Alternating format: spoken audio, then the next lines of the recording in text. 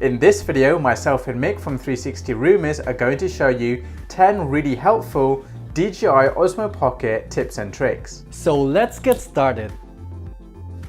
If you want to stop your Osmo Pocket from constantly focus hunting, then switch to AFS mode instead, because in this mode, you tap on the video where you want to focus, and it will stay focused until you tap somewhere else on the screen to focus somewhere else. Here's a tip for getting group videos. If you use the selfie mode on the Osmo Pocket, then it'll turn on the face tracking by default. With face tracking on, you won't be able to turn the camera toward your family or friends. Instead, to get a video of your family and friends, tap on the screen to disengage face tracking. Now to re-engage face tracking, just double-click on the function button. Here are some settings to help you get the best video quality possible. Swipe down, set the quality to the highest, squeeze the video to fit the screen so you know what you are actually filming, use AFS mode to avoid focus hunting, and set Pro mode on for manual exposure.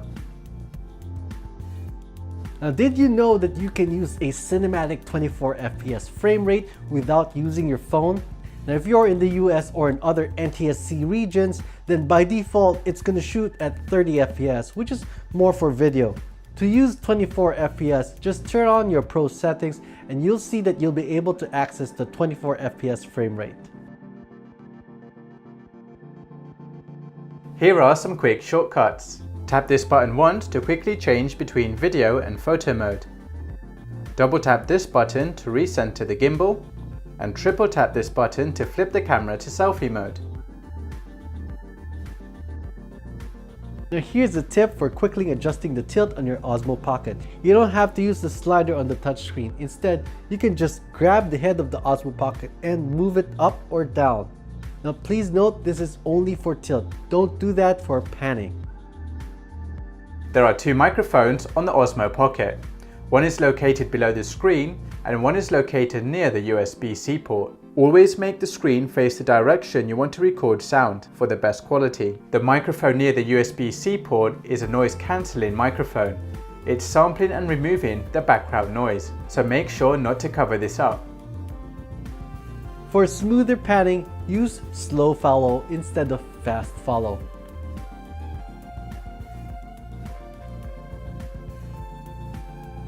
Do you get the vertical bobble movement when you walk with the Osmo Pocket? There are a couple of things you can do to reduce the bobble movement. Use follow mode. Now if your wrist twists and turns, then your footage will always be straight.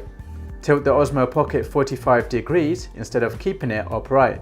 Double tap to recenter the gimbal. This will reduce the up and down movement from your arm. Keep the Osmo Pocket close to you and make sure your arms are not touching your body. Your arms are now part of the gimbal to reduce the shake from the rest of your body. Bend your knees slightly for extra stability. If you find yourself leaning back or falling over behind, then you need to lean forward just enough until you feel your body forcing you forward. Footsteps will make you stomp the ground, which causes the up and down movement. Instead, you are going to do slide steps.